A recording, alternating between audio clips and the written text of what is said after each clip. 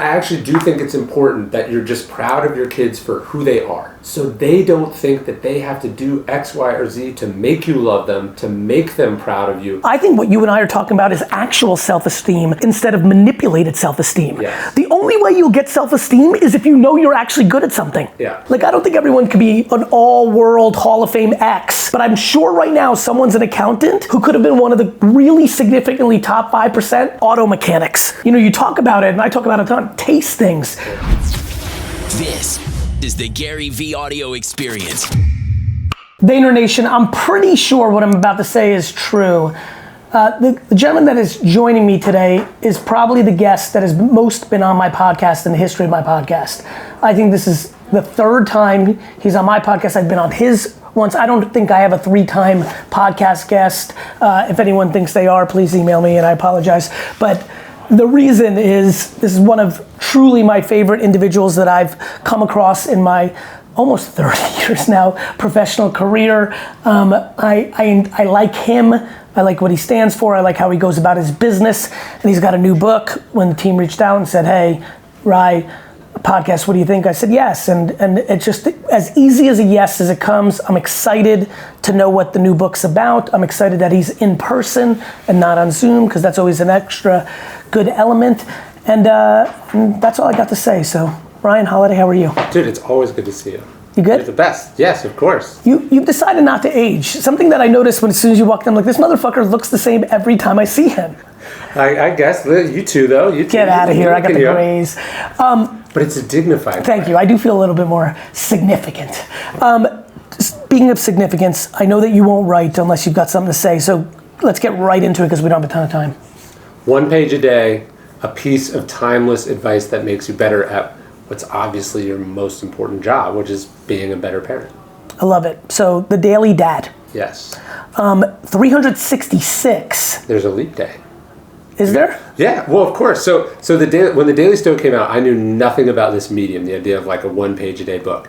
And, you know, you go, oh, there's 365 days in a year. But no, what if you read it in a year where there's a leap year? You got to service that day. Talk to me about this genre, because I think that would fit my content well. I think I'm about to get excited here right now and come up with my next book. Dude, when my agent suggested I do a daily book, I said, why? He said, well, because people are interested in Stoicism, but where do they start? Right? Like right. If I hear about GaryVee, which of your books should I start with? It's a question you can't really answer. It's like when you hear a band, which one should I start with? Yeah, I like that. Greatest hits. I like that. The greatest hits. And so that's what the daily thing is. So Daily Stoic was one quote and then a story each day inspired by Stoic philosophy. This is the parenting version of that.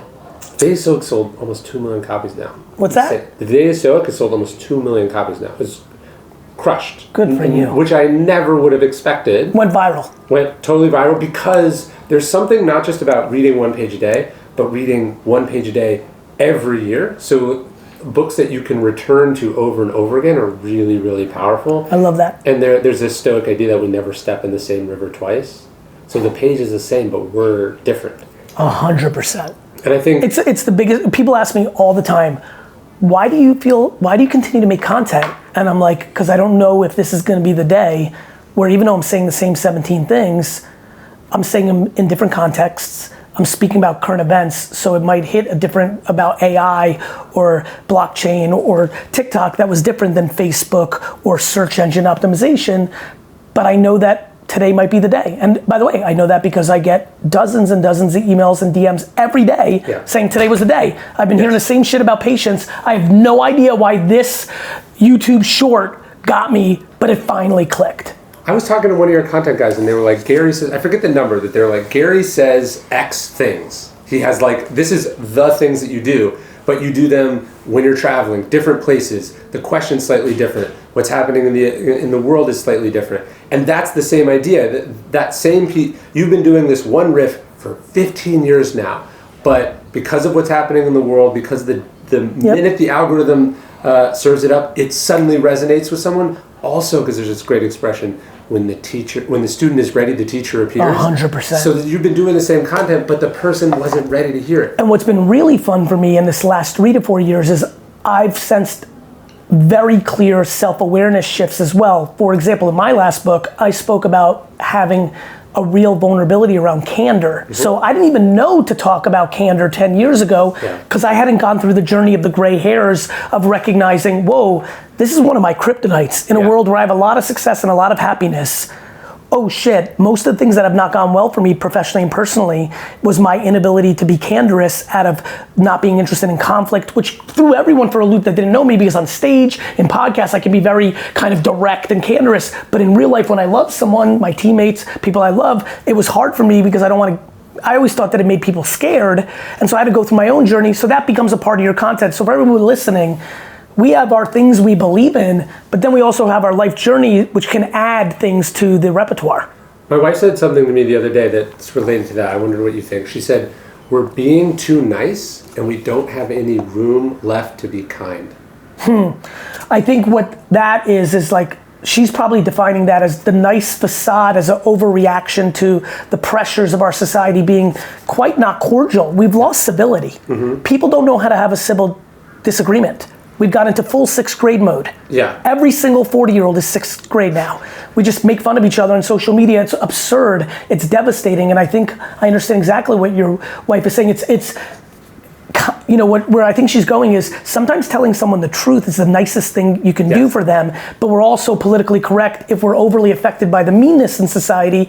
I'm so empathetic to what she said. I think she was also saying, like, we're being nice to these people that we don't know, and then we don't have any room left at home with our kids. Like, we're being so nice that we don't have the patience with our 6-year-old because we used it all up. Well, that's a call that was taking too long. I have this theory I've been thinking a lot about for taking the best people in your life for granted and working on the people. So you're like taking the people that give you energy or affirm your energy for granted, and you're spending all your time and energy trying to fix the people in your life that are sucking your energy out. And so this is a scenario where nice guys finish last. You know, I'm actually gonna make a t-shirt, nice guys finish first. Nice guys finish first is a piece of content I need to make immediately because I'm like really stuck on it. I've always said like the biggest bullshit statement in the world is nice guys finish last. Now I'm just like, fuck it, I'm gonna brand it even further. Nice guys finish first, but in the micro, a place where nice people finish in a peculiar spot is when the people around them take them for granted because they've been so consistently good.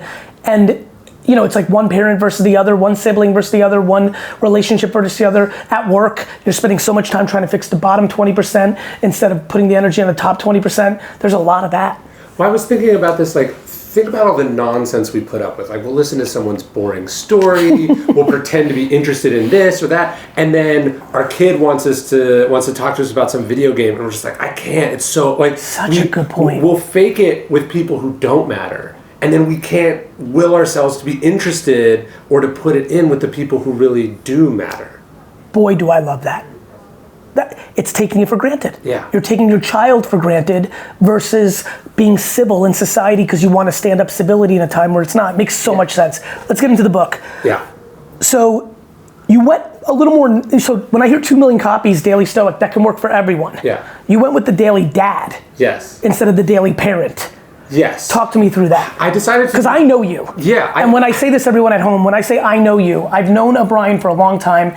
Then we serendipitously kind of interacted at a conference that led to a deeper relationship. And I've really gotten to know Rai because he's, you know, now part of VaynerSpeakers, our speaking bureau. We've gotten close. We've done the best. Thank you. You know, fuck, man. We were in the theater in LA, right? Yeah. I will never forget that day. I saw you there. Like, we've had some limited interactions to that point, and like every part of my spidey senses, we were just starting VaynerSpeakers, every part of my spidey senses was like, this kid is like where I was. Like, he's destined to be so much bigger. If he has the right partner in crime, we are definitely the right partner in crime at this time. And just watching you and Zach build your public speaking career has been one of the most enjoyable little micro parts of my business life over the last 5 years. It's been huge for me. I'm very, very grateful. So is my family. So I know you. You're fucking a marketer and an author, and you got a lot to you. I feel like I do, so I can sense it. You consciously decided to make the audience more narrow on this because I know you debated it because I know you too well. You had to have debated it, at least in your mind, even if not on paper. Talk to me through that strategy. Yeah, right. Daily Stoic is broad, and then obviously there are lots of parents. There's not really any good parenting books for men. Most of them are terrible, they're patronizing, or they're written for women. But I did feel like, look, what good is it to be successful, to have a broad hit, if you can't use that credibility, that success, that relationship with the audience to do something you really care about, that you really want to do. And I've gotten better every day from writing the Daily Dad email and from writing the book and from making the content. So it's something and being a dad. And again, if you don't use your success to make stuff, like Casey Neistat said this to me, we don't make art to make money, we make money to make more art. Yeah. Right? And I wanted to do it. So obviously I care about the book. I know it's By the way, that line that Casey said to you is so right. Like Mr. Beast is living that at scale right now. Like I've watched that whole journey. Yeah. Talk about someone who really lives that. Yes. And it's just so obvious. I He get uses it. the money to make cooler videos. It's why I think I'm a good entrepreneur. Yeah. I want to be an entrepreneur more than anything. I just need to stay. The money's the oxygen to continue to make up shit. Yes. And that's what that when I say make up shit, that's slang for being very creative and coming up with all sorts of different things. But I would say almost half the audience of the Daily Dad is women. It's Makes just sense. I'm writing Makes it as a dad. I feel weird calling it Daily Parent because I can't speak to a woman or somebody else's experience other than my own. But I don't know. It's also like the Daily Dad had something to it that the Daily Parent seems 366 meditations on parenting, love, and raising great kids. You know what I do when I sign it? I cross out kids and I write adults because that was one of the best things I ever heard. Someone said, "I'm not raising kids. I'm raising adults." I like that. Right? You don't want a kid. No, I get it. Right? Like I like that. Which one of them most hit you? So I think when I wrote 12 and a half, Yeah. and I was like, I'm gonna put a half in there and talk about something I think is massively important to be a successful leader, and I'm gonna show my vulnerability so that people feel comfortable realizing some of the stuff that comes natural or I'm good at, that they might be vulnerable, and everybody has a half. Writing that made me better at, it helped me get better at candor because I was going through the process. Knowing that you take the process even more seriously than I do, at least from my perspective, which one of these daily meditations, 366, like after you kind of thought it through or wrote it down or put it to bed, were you like, fuck, tonight, right now I'm walking out of wherever I am and I'm gonna be better at this for my kids? Yeah, there's a line from Seneca. He says, "We can't choose our parents, but we can choose whose children we want to be." We can't choose our parents, but we can choose whose children we want to be. So it doesn't matter where you came from, the flaws of your parents, the flaws of your culture, the flaws of generations past. You decide how it's going to be in your family and what you're going to pass down to them. In his Broadway show, Springsteen talked about this. He says, we can be an ancestor or a ghost, right? A ghost haunts your kids, passes on generational traumas, bad habits, weaknesses, just our flaws. And an ancestor is someone that guides our kids, that inspires them, that helps us work through the past to be better in the future. And I think what I think we're all trying to do is give the good stuff that we got from our parents to our kids, but also give them what we didn't get, what we needed when we were 10 and we were an awkward kid in glasses, or we were lonely, or we were autistic, or whatever it is. We're trying to give them what we didn't get. How much, this just gets me to a thing that I'm spending a lot of time on. Why or how much, or what do you see with the concept of victim or leaning into accountability? So one of the, I'm very interested in modern parenting. It's so fascinating to watch so many parents execute exactly what they were upset about, that their parents did to them, onto their kids. I have so many parents, 30, 40, 50-year-olds that I've interacted with that are Hall of Fame at being victims. Mm-hmm. My parents at 42 years old, at 52 years old, at 62 years old, at 29 years old. It's funny that you just went to where you went. Yeah.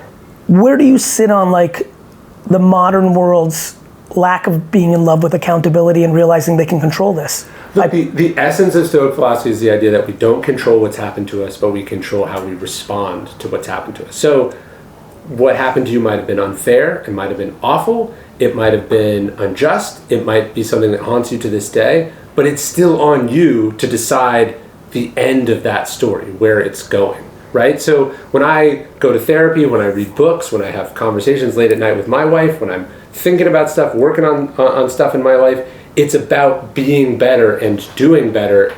It's not accepting that the past dictates the future. And I think that you can accept and deal with and process and articulate the things that you went through in life, but that doesn't change the fact that here in the present moment, you've got to do something about it, and you can write the end of that story.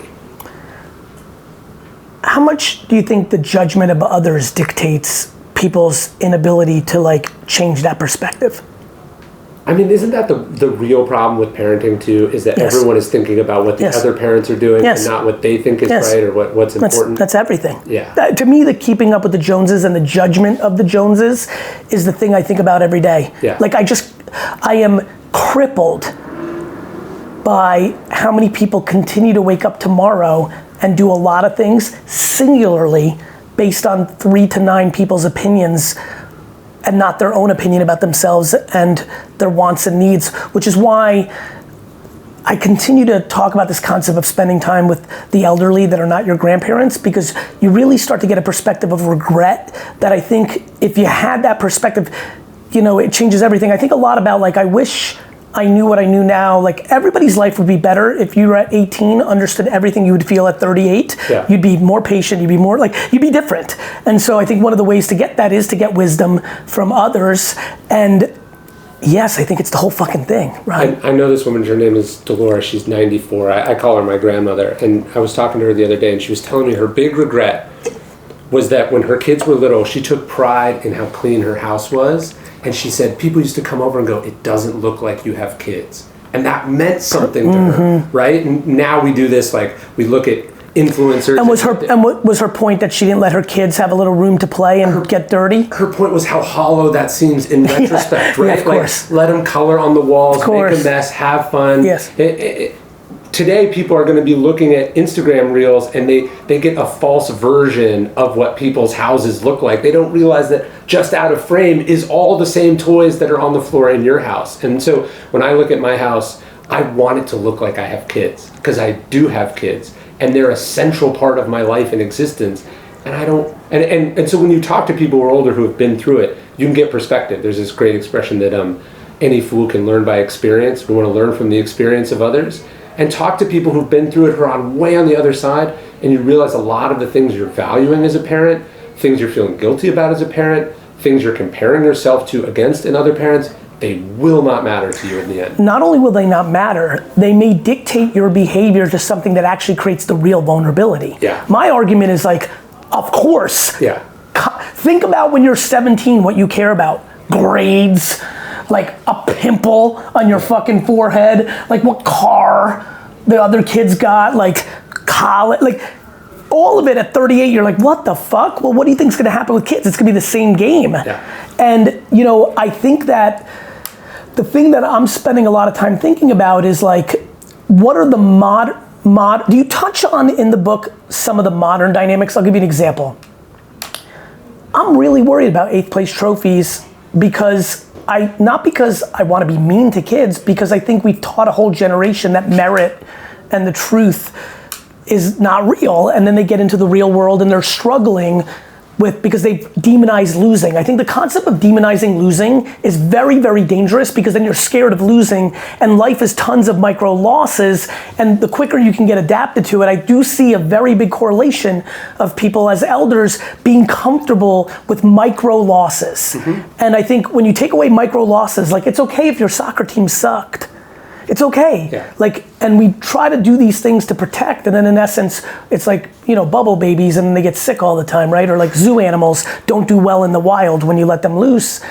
Thoughts on that? My oldest is doing jiu-jitsu right now, and when he comes home, I don't ask him, did he win? I asked him what he learned. Right? What did you work on today? What did you get better at today? Yes. So it's, of course, competition is an important part of life, and I think telling people that winning doesn't matter is wrong, but also, like, instead of giving an 8th place participation trophy, why don't you just focus on what did you learn? How did you grow? Did you do your best? These are questions that allow your kid to feel proud of themselves without making up a reason to feel proud of themselves. And what I also talked to him, because when he first started, he was reluctant to tap out, right? And I go, it's fine to tap out, as long as you learn something from that, and then you get Was he better. willing to pass out? Because he sounds like my kind of guy. But the point is, you can't lose in life. You saw Giannis's thing. There's no losing in sports, right? You get better. To me, it's a game in progress. Whether it's school, entrepreneurship, sports, art. One of the things I think that I'm fascinated by is we treat it as an absolute when they're 7, 9, 12, when in reality, a lot of like the end game plays out later. Yeah. And so for me, it's like, are you moving the ball down the field? Yeah. You know, a lot of that stuff came natural to me. I remember getting crushed by my best friend, Brandon. Brandon, you're gonna love this. So I crushed Brandon at every baseball card show we did. Like, we did like 10 baseball card shows freshman year of high school where like I'd make $700 and he'd make 40. And I'd make 1,000 and make 100. And this weird show at the Clinton, I will never forget this, the Clinton Holiday Inn off of Route 78. And somehow, not only does he crush me, but like a relative came early and he packed up early and went to Phillipsburg to another show to do buying because he had already smashed it. And he like beat me. He sold more stuff than me. And I remember like even at 14 being like, this is the best. Like, didn't need a single person of wisdom to say, like, you'll learn from this. However, I don't think I'm like a Cabbage Patch Kid and came up. Clearly, the parenting I was getting along the way, even by 14, didn't even need my mom or dad to reinforce that. I was already there. And when I think back to where I am in this exact second of happiness and productivity, all of it, much of it, an enormous amount of it is that. Yeah. And I'm very concerned that that is not a popular framework right now in parenting. And I guess I'm curious, how much or little do you touch on that overall theme in this book? Yeah, I think our job is to help them become what they're meant to be. Yes. Right? It's not to make them what they want to be, to force them to like something. It's to find the thing. It's not to give them a participation trophy in something they're bad at, but it's to help them find the thing that they don't want to be bad at because they love it so much and they're totally committed to it. That your job is to help them discover that thing that lights them up, to find their people, right? This is my tribe. This is the thing I love. This is the thing. And not demonize it. And not judge it. It could be video How old are games, you? Man. I'm 35. Right. As a 47-year-old, watching how many parents demonized our youth level, like, don't get into rap, don't get into punk rock, don't get into video games, do you understand at 47 how many parents were mortified that their kids wanted to cook? That was the help. Yeah. Meanwhile, what happened on the back end of that was the explosion of the Food Network and famous chefs. You already touched on it. Esports makes me laugh every day of the week. All those parents that took the Tony Hawks, because I always use Tony Hawk because he was the skateboarder of the generation before me. That happened more in the mid 80s. And like skateboarding, I remember when I was in 2nd, 3rd grade exploded, and like, that's not a profession, Tony Hawk. Yeah. Video games is a profession, Booga, Ninja. Like, it's so clear that parents, I love that you said that.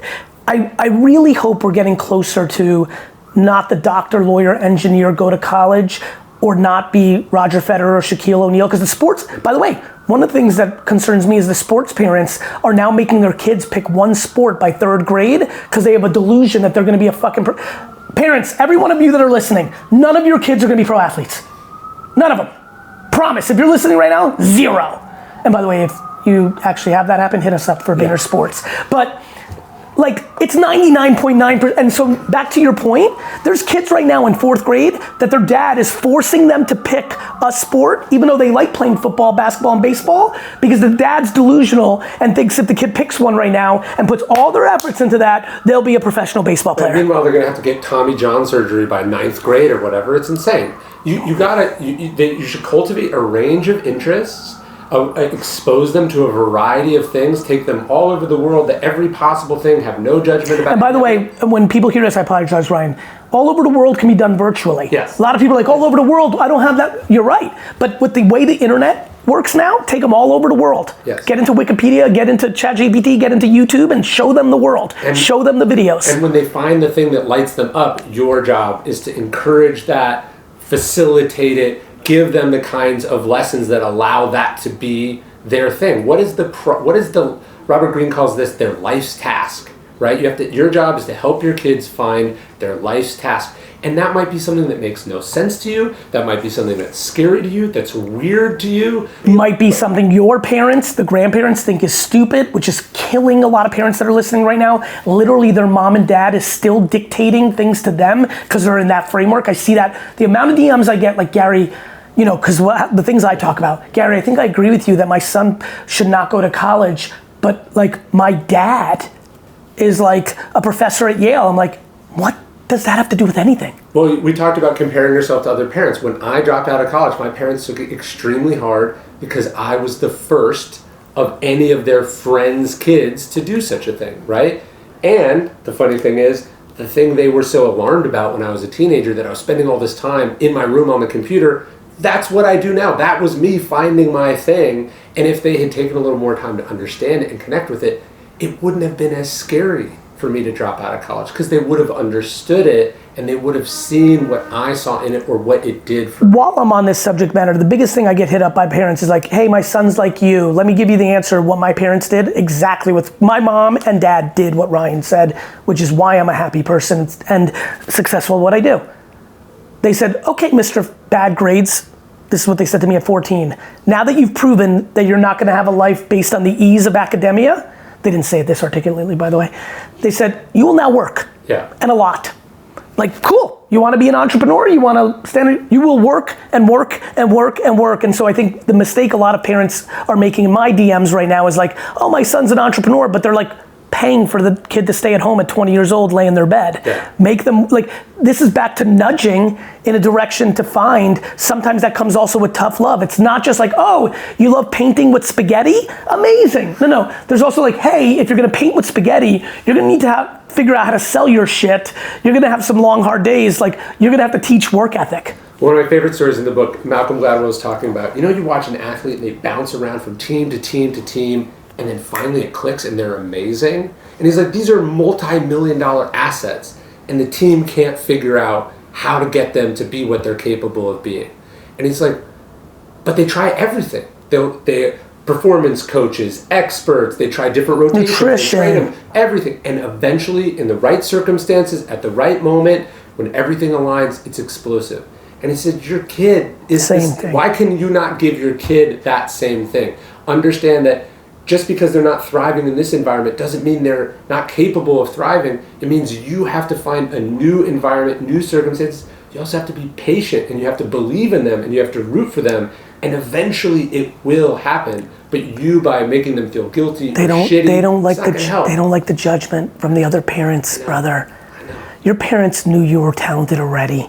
They just didn't like the stigma of a college dropout, because luckily some of this shit's changing. Yeah. I was just talking to a high school just now. Yeah. And like, just even their questions are like 16-year-olds, just like girls and boys asking about investment, creativity. Like, I was like, this is nothing. Like, there was not the whole world's changing. The problem is you gotta find that balance. I talk about purple with the way that our political system is now with red and blue. Find your purple for your kid who says, hey, mom and dad, I'm gonna make it on my own. Make sure they have work ethic, because you can't make it on your own without it. So like, start making them uncomfortable, or this, that, and the other thing.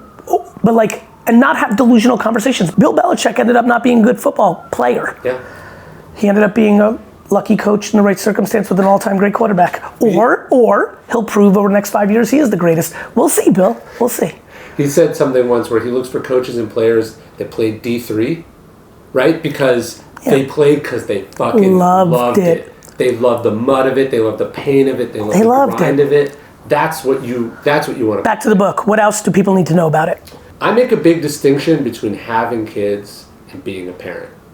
A lot of people have kids, right? Having kids is something biological, it's something legal, you sign the adoption papers, but deciding to be a parent and to make it a central part of who you are and how you measure the success of your life, right? Like, at the end of your life, are you gonna care about how much money you made? Are you gonna care about the awards you won, what your reputation is? No shot. You're gonna look around you and go, why don't I see my kids very often? Why don't we have a good relationship? Why are we doing Thanksgiving alone? Or why is it a chore to get them to come home or to go to them, right? You gotta think about, in the distant future, the way you're gonna measure your life is how crowded your table is. 100%. Right? And I had a saying I used to say a lot. I was like, I'm playing to see how many people show up to my funeral. And the first people that need to show up are my kids. You know what I mean? And so like, it's a tremendous point. And ideally, they're around you before you die, right? Well, of course, to your point, like I've got some close relatives who are nicer to their parents' tombstone than they were to them when they were around, and I see it a lot. Russian culture had a lot of these negative relationships. The Soviet Union wasn't the greatest box to play in, so I have a lot of empathy for my family history, but boy, is it right in my face. Yeah, and so if that's what's gonna matter in the future, think about what you're valuing today, and is that in alignment, right? You think about the arguments you have with your kids about, are they keeping their clothes clean? What is their, like, you're sweating things that are telegraphing to them what your priorities are, when your ultimate priority is them. Let's talk about telegraphing. What about affirmation? Do you touch on the dangers of creating affirmation around silly things like looks or athletic ability or straight A's? Yeah. Do you touch on it? The Stoics make this big distinction. Is it in your control or not in your control? And when you think about what you compliment your kids on, what you encourage them for, what you celebrate, is it stuff that's up to them or not up to them, right? If you go, you're so handsome, you are complimenting something that's not really up to them, and if they don't feel handsome, then they're not going to feel valuable. But if you... What about them believing that, but then going through life and becoming vulnerable to what they consider themselves great for? Right. So I think about the other side, which is if like you're getting reinforced that you're handsome or beautiful your whole life, are you then prone in your late 30s, early 40s to start having a real issue as your body and your life changes, and are you the ones, like that's a really tough thing to have your validation framed on, because Father Time is undefeated. Yeah, no, what's beautiful, the Stoics would say, is your kid making beautiful choices about who they are, about what they value, about who they have around them. Yeah, so complimenting and encouraging them and noticing the things that are up to them, that they're putting in the work on, that's fantastic, right? Are they getting better? Did they try their best? Did you see them really putting themselves out there? That's different than, did they win? Did they get the award? Whatever. I try to focus on things that are in my kids' control, and that's what I celebrate about them. But I also say to them, as Mr. Rogers did, I love you because you're you, right? You make the world better because you're you. Like, who you inherently are is special and wonderful, and that's what makes you great. What about on the flip side?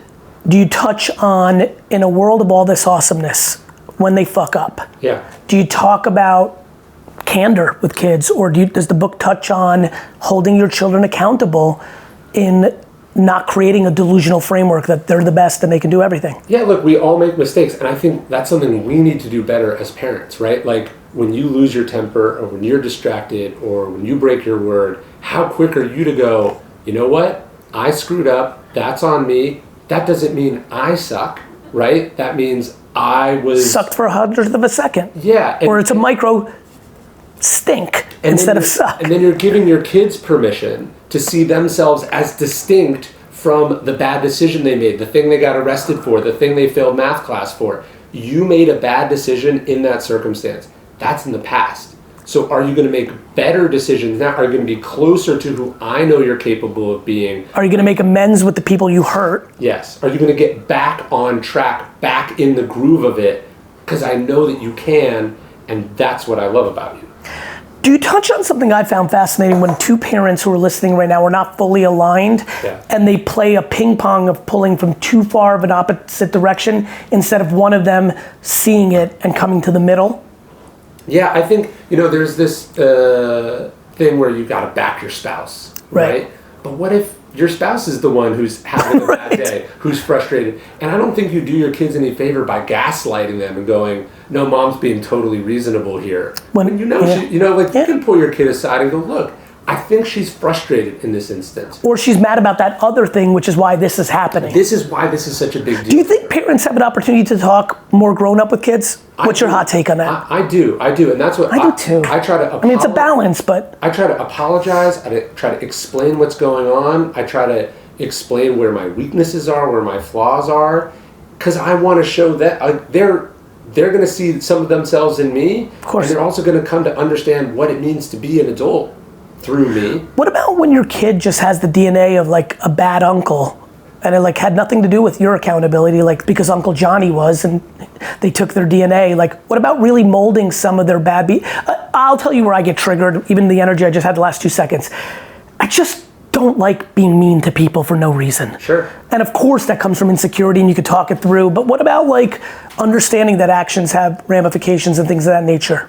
Yeah, life has consequences. Because when I asked you it earlier, you kind of went to like, hey, which is right. Hey, look at yourself first before you tell your kids everything. What about if like, I mean, I'm just thinking about a lot of youngsters that I know right now, given my children's age and just relatives and friends, and like, some people just come out of the womb different. Sure. DNA is real. Yes. Yeah, I don't think biology is destiny in the sense of course it's not. That there's anyone that's hopeless or helpless. Of course, I mean, you just talked about the thing I most believe in. You could have had the toughest 34 years of your life, had the outside world judge you for your race, gender, sexual preference. You could have a human being grown up at 11 years old do something. You could have incredibly challenging life circumstances, lose parents. Both my parents lost a parent before they were 16. Like life is complicated. Yeah. And yet, to your point, at 34, you could just go therapy, listening to different stuff, reading different stuff, surrounding yourself with different people. People dig themselves out of these deep holes all the time. So to your point, when you're 0 years old, you definitely aren't destined to have an issue. I'm asking for the parents that are listening right now, which I have a lot of this audience, who are very risk adverse and they have an entrepreneurial 11-year-old, or both parents just happen to be the sweetest, kind of simple, and their kids are bullying the fuck out of people because they just took, like, what do you do when you're like, whoa, neither one of us are like this kid? What are your thoughts on that? Right, you got two extroverted parents and then you got an introverted kid, right, or vice versa. Yeah, I love that shit. I love that too. That's what makes life interesting, right? Like if everyone was just like everyone else. Sucks. And so you gotta understand who they are and you gotta understand what makes them great. And your job, I heard this great distinction, are you a carpenter or are you a gardener? Right? A gardener prunes, pulls weeds, right? But they can't build it into what they want it to be. So you got to find out who they are, what their destiny is as that seed, and then you got to help it succeed, but also get rid of the stuff that shouldn't be there too. You know what I mean? Of course I do. I mean, look, people ask me all the time, they're like, do you want your kids to be entrepreneurs? I'm like, only if they want to be. Like, you wouldn't want them to be an entrepreneur if they didn't want to be an entrepreneur. As a matter of fact, I'm petrified they would ever consider it because I was one. Yeah. I want them to like their thing the way I love my thing. Mm-hmm. Even if it was like, I wouldn't want them to be a Patriots fan, but it's just so obvious to me that like forcing someone to be what you want them to be is like the worst for an employee or a friend. For a child, that's bad to do it for your siblings or your buddy. Yeah. Like forcing round holes into square pegs, especially out of your own insecurities, is the big flaw of modern parenting and historical parenting. And it's not going to work. They're going to resent you for it. It's going to never work. You later. Even if they look, what's the best case scenario? You create a Tiger Woods, right? And then he hates you for making him Tiger Woods, right? It's not going to be working. And by the way, Tiger Woods is on such a like, do you know how many doctors, lawyers, and engineers actively are that right now? Actively right this second. Tens of thousands of people over the next 5 years will listen to this exact podcast, and this exact moment, they're 39 years old, making a ton of money, it all looks good, and they are pissed like all the way through because they never tried to be an Olympian, or they didn't get to become a chef, or they never tried to be an archer. Well, and this is why I actually do think it's important that you're just proud of your kids for who they are, right? That coming out of the womb, you're proud of them, you love them, you think they have worth, so they don't think that they have to do X, Y, or Z to make you love them, to make them proud of you, that they don't have to follow in your footsteps because that's the only way they're going to win your good graces or get time with you. Yes, it's true. There's too much participation trophies, maybe too much self-esteem nonsense. But if you support and love your kids unconditionally and let them know that they have worth, they'll follow their own path. And by the way, self-esteem needs to be like really contextualized. I think what you and I are talking about is actual self-esteem instead of manipulated self-esteem. Yes. The only way you'll get self-esteem is if you know you're actually good at something. Yeah. I really do think do I think every person is born and can be phenomenal at something? I'm not sure. But boy, do I believe out of the 8 billion people on earth walking around, the far majority never found the thing that they were most capable of. Yeah. Meaning like, you know what I mean? Like, I don't think everyone could be an all-world Hall of Fame X, but I'm sure right now someone's an accountant who could have been one of the really significantly top 5% auto mechanics.